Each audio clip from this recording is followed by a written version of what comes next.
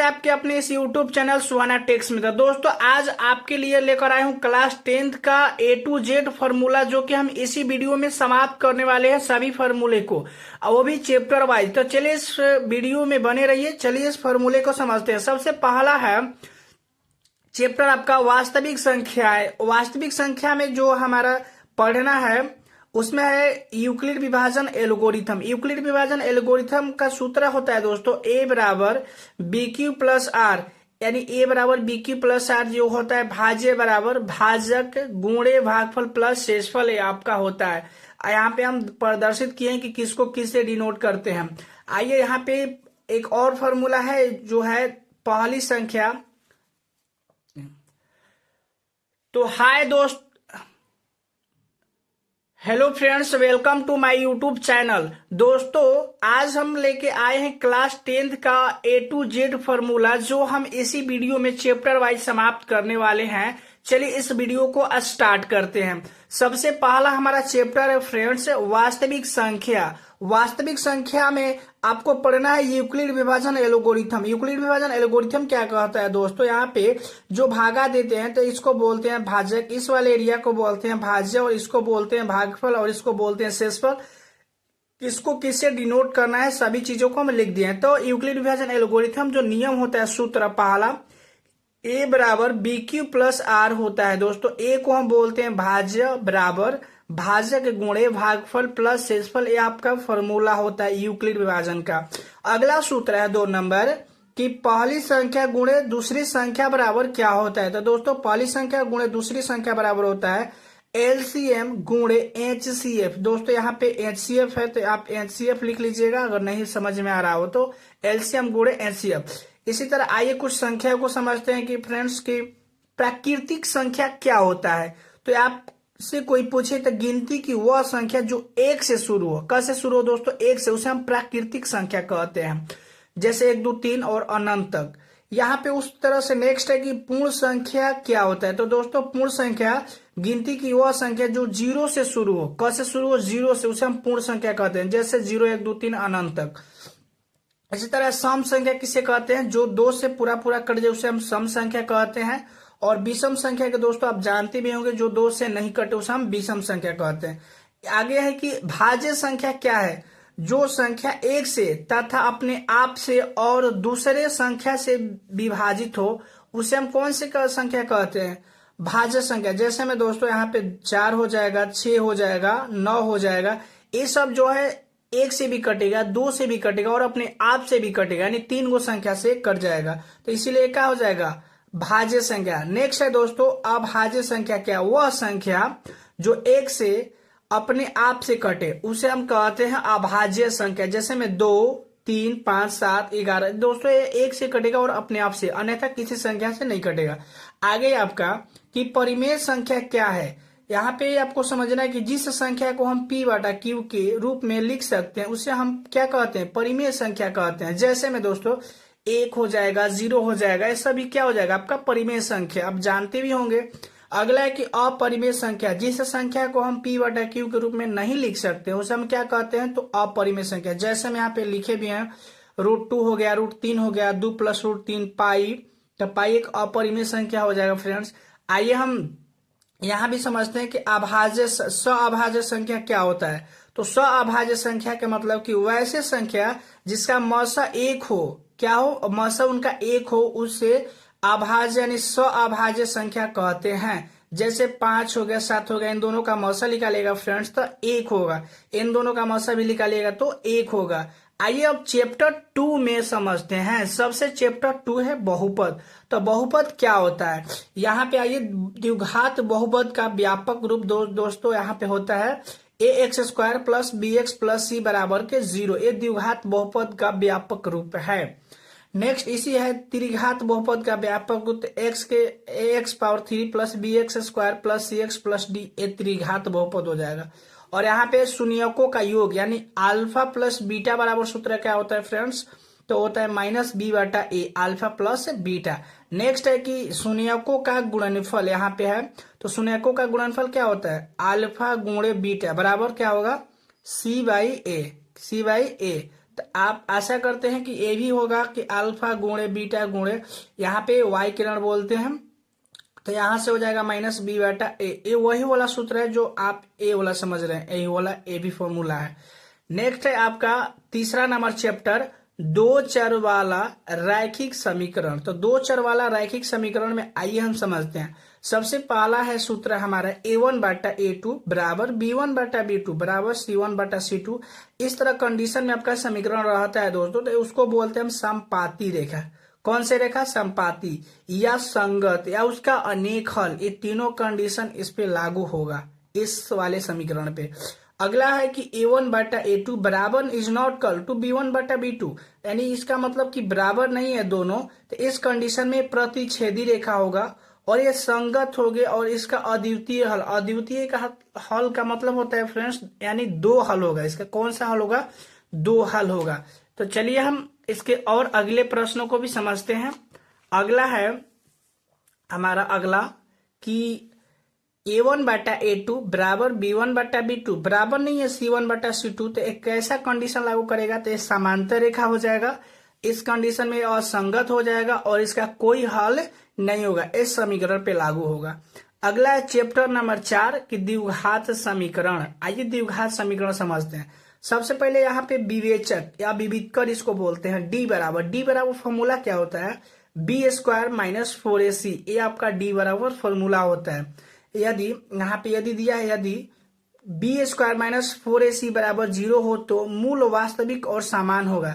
यानी इतना बराबर अगर 0 होगा दोस्तों, तो आपका जो मूल जो वास्तविक है वो क्या होगा? समान होगा, यानी बराबर होगा। यदि ये जो है 0 से बड़ा होगा, ये जो है ये मुंह जिसर खुला होता है उधर बड़ा होता है, अगर 0 से बड़ा होगा तो ये मूल जो है आपका असमान होगा। क्या होगा दोस्तों? असमान। और यहाँ पे जो 0 से बड़ा नहीं होगा तो मूल वास्तविक नहीं होगा। क्या होगा? वास्तविक नहीं होगा।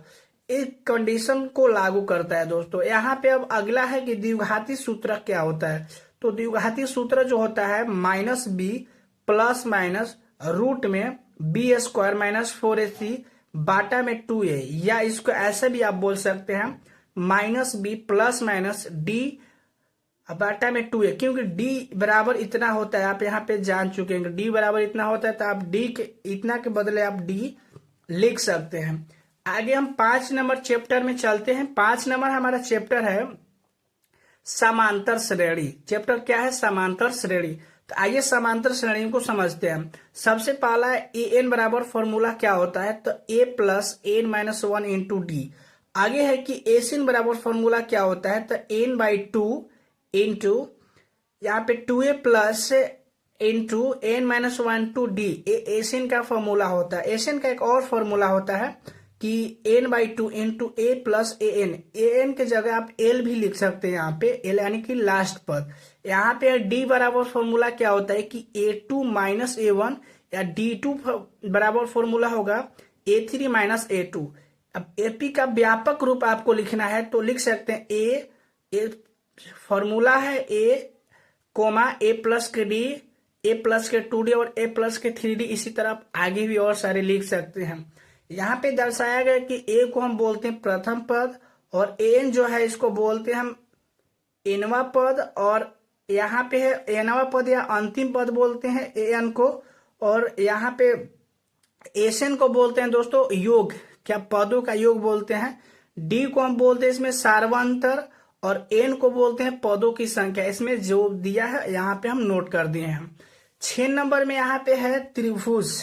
तो त्रिभुज में दोस्तों उतना आपका फॉर्मूला नहीं है, तो इसलिए आप चैप्टर 7 की ओर बढ़ते हैं। जो चैप्टर 7 में आपका निर्देशांक ज्यामिति क्या है? निर्देशांक ज्यामिति। आइए हम इसको समझते हैं। सबसे पहले निर्देशांक ज्यामिति में दोस्तों आपको पहले इस चीजों को समझना है कि ये क्या होता है। देखिए दोस्तों, इस तरह से निर्देशांक ज्यामिति होता है। इसको बोलते हैं एक्स अक्ष, इसको भी बोलते हैं एक्स अक्ष।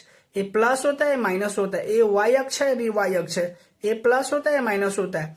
ये इसको जो खाली वाले एरिया होता है दोस्तों, इसको चतुर्थांश बोलते हैं हम। और यहाँ पे जो है बिंदु बीच में आता है, इसको मूल बिंदु बोलते हैं, मूल बिंदु। तो यहाँ पे देख सकते हैं चतुर्थांश में पहले x के मान लिखा जाता है, उसके बाद y का मान लिखा जाता है। तो x यानी कि इसमें x के मान लिखेंगे तो प्लस प्लस, इसमें दूसरा में होगा माइनस प्लस, क्योंकि यहाँ पे माइनस है। तीसरा में होगा माइनस माइनस और चौथा में होगा प्लस माइनस।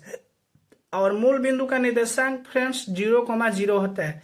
यहाँ पे हम लिखे हैं कोटि का चिन्ह।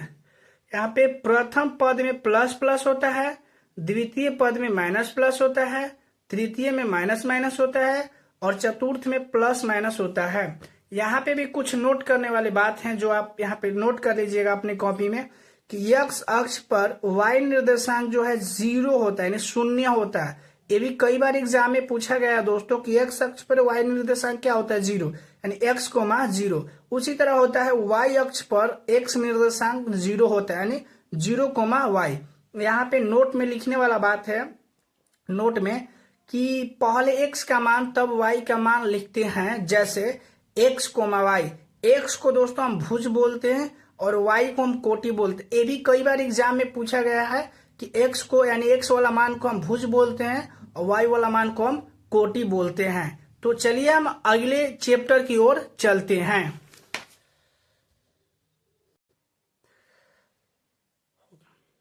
तो चलिए हम अगले सूत्र की ओर बढ़ते हैं।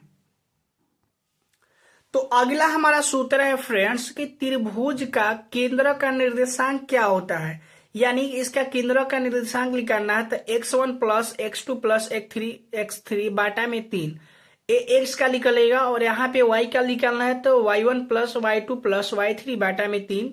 आप इस तरह से इसका निर्देशांक निकाल सकते हैं।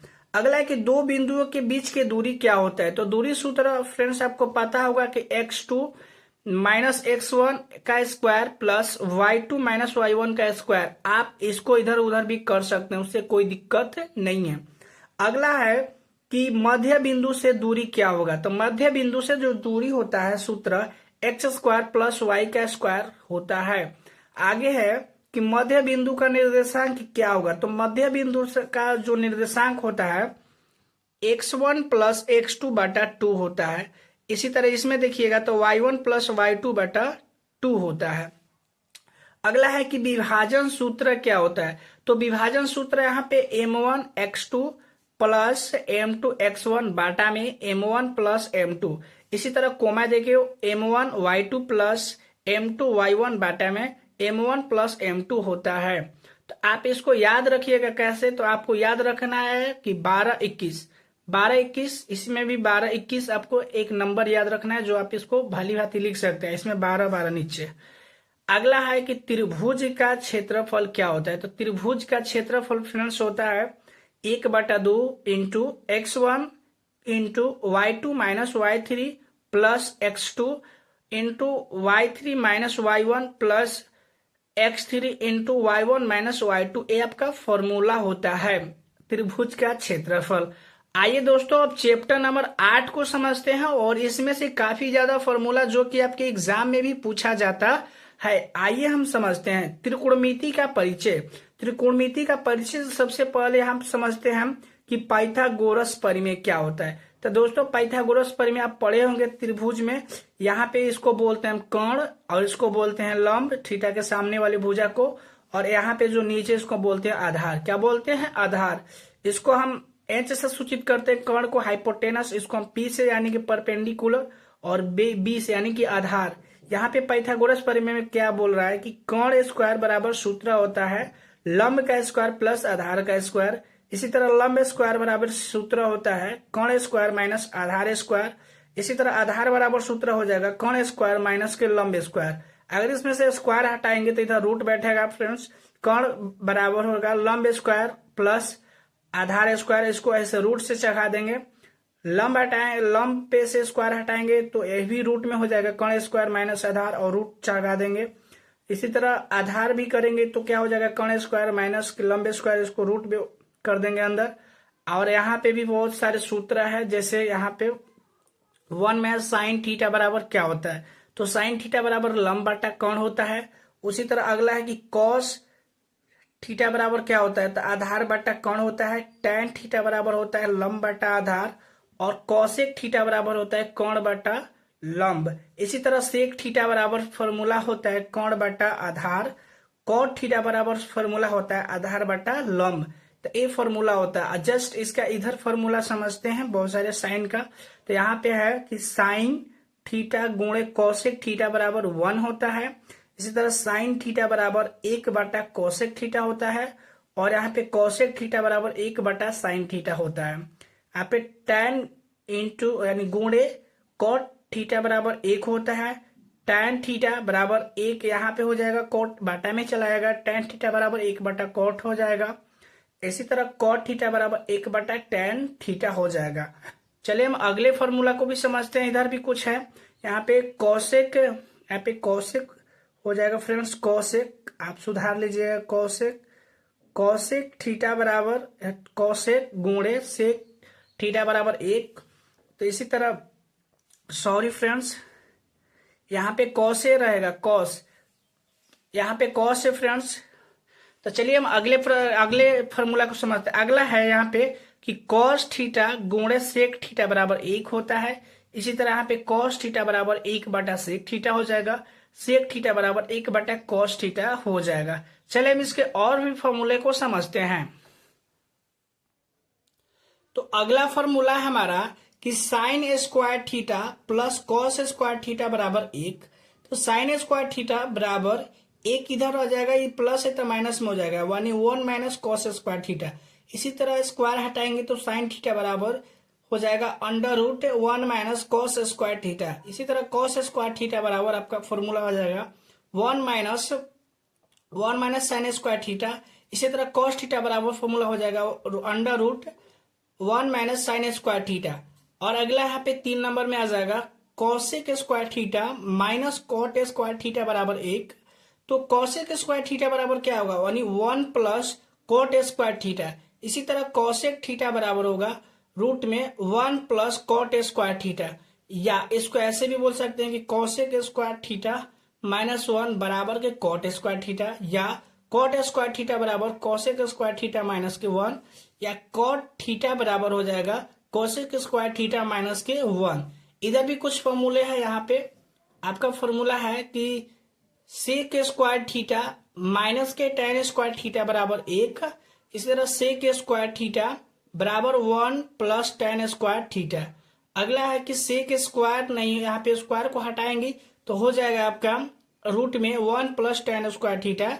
इसको भी ऐसे भी करेंगे, सेक स्क्वायर थीटा -1 बराबर के tan स्क्वायर थीटा हो जाएगा, या tan स्क्वायर थीटा बराबर सेक स्क्वायर थीटा -1, या tan पे से स्क्वायर हटाएंगे तो यह हो जाएगा tan बराबर सेक स्क्वायर थीटा -1 और इस पे से रूट को चढ़ा देंगे। इधर भी कुछ फॉर्मूला है, जैसे यहाँ पे साइन इंटू 90 माइनस थीटा बराबर का होता है कॉस थीटा, और कॉस इंटू 90 माइनस थीटा बराबर का होता है साइन थीटा। इसी तरह अगला है tan इंटू 90 माइनस थीटा बराबर के कॉट थीटा, और होगा कॉट इंटू 90 माइनस थीटा बराबर का होगा tan थीटा।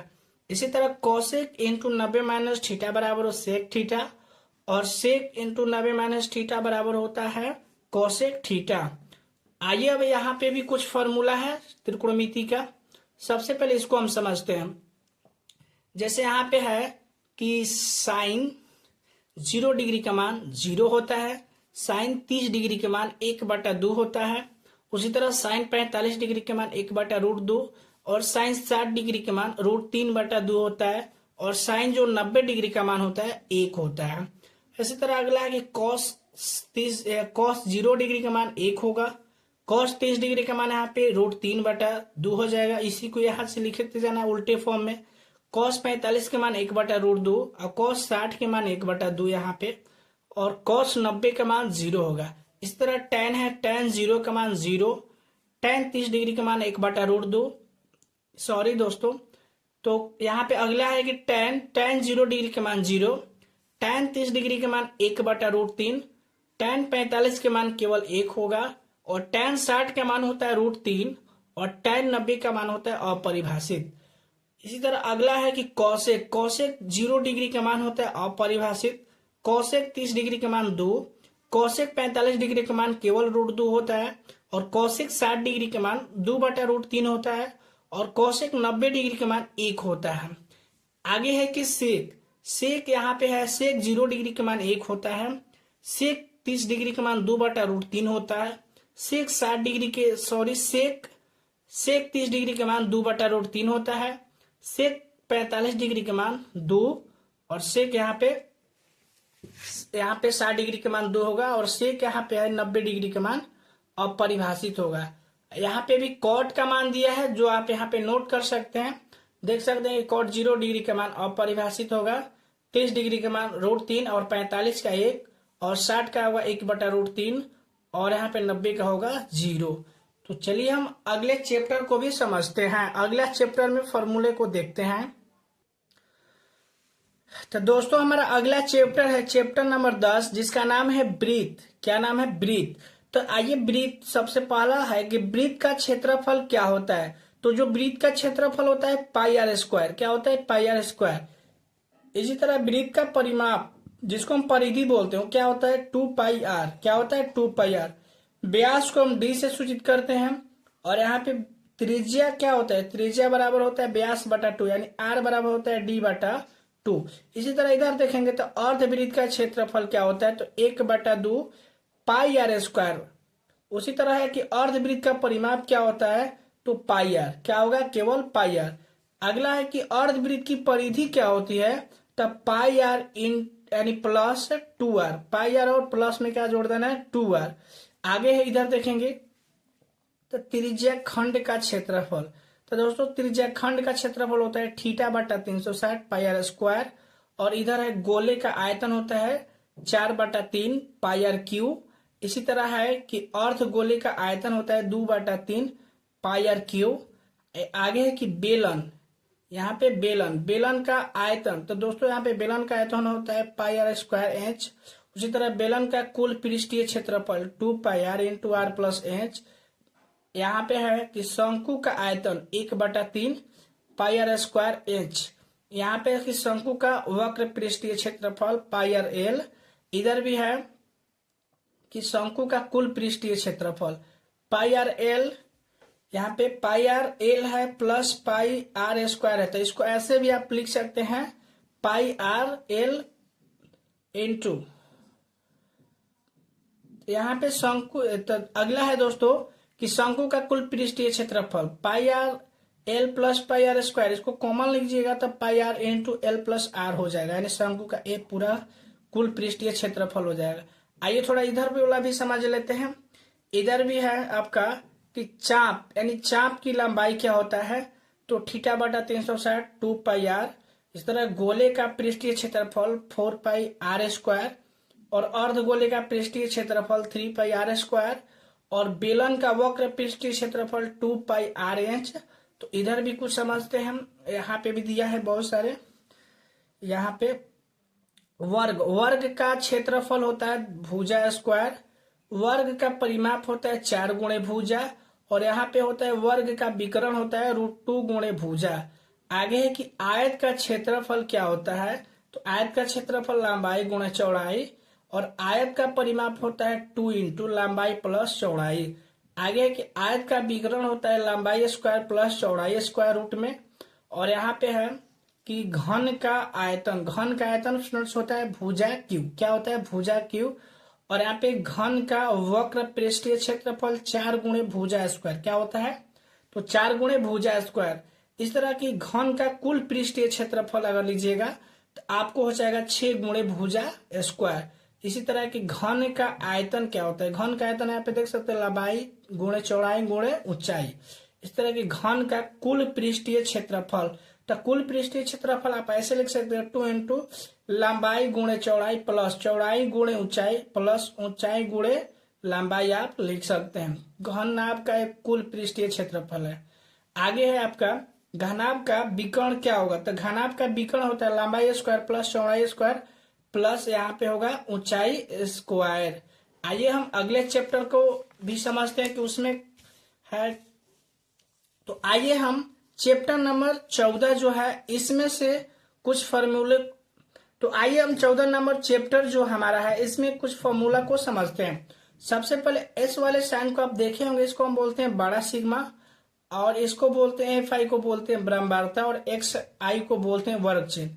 तो आप माध्य बराबर सूत्र क्या बोलेंगे? तो यहाँ पे बोलेंगे सिग्मा Fi xi बाटा में सिग्मा Fi या माध्यक बराबर फॉर्मूला होता है कि L प्लस n/2 माइनस के CF बाटा में F गुणे H होता है।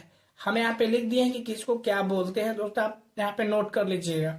बहुलक में यहाँ पे है कि L plus F1 minus F2। बहुलक में दोस्तों यहाँ पे है कि A यानी कि बहुलक बराबर होता है सूत्र L plus F1 minus F0 बाटा में 2F1 माइनस F0 माइनस के F2 गुणे H। ये होता है बहुलक बराबर सूत्र। एक होता है आपका वर्ग चिन्ह बराबर फॉर्मूला। तो वर्ग चिन्ह बराबर फॉर्मूला होगा ऊपरी वर्ग सीमा प्लस निचली वर्ग सीमा और बाटा में 2। आइए हम सबसे लास्ट चैप्टर का फॉर्मूला को समझते हैं जो है प्रयोक्ता। तो प्रयोक्ता क्या होता है, तो आइए यहाँ पे समझते हैं कि किसी भी संभव यानी कि निश्चित घटना का प्रयोक्ता दोस्तों एक होता है। क्या होता है, एक। और यहाँ पे भी कई बार एग्जाम में पूछा है कि किसी असंभव यानी अनिश्चित घटना का प्रयोक्ता 0 होता है। क्या होता है, 0। यहाँ पे होता है कि प्रयोक्ता ना बराबर 1 माइनस होता है प्रयोक्ता हाँ। यहाँ पे प्रयोक्ता हाँ प्लस प्रयोक्ता ना बराबर होगा आपका 1। क्या होता है, 1। इसी तरह प्रयोक्ता बराबर सूत्र होगा कि संभव परिणाम बाटा में कुल परिणाम। तो आई होप कि दोस्तों आपको ये मेरा वीडियो अच्छा लगा हो। प्लीज अगर अच्छा लगा है तो हमारे चैनल को सब्सक्राइब कीजिए और अपने दोस्तों के साथ शेयर कीजिए। तो मिलते हैं दोस्तों नेक्स्ट वीडियो में। इतना के लिए जय हिंद।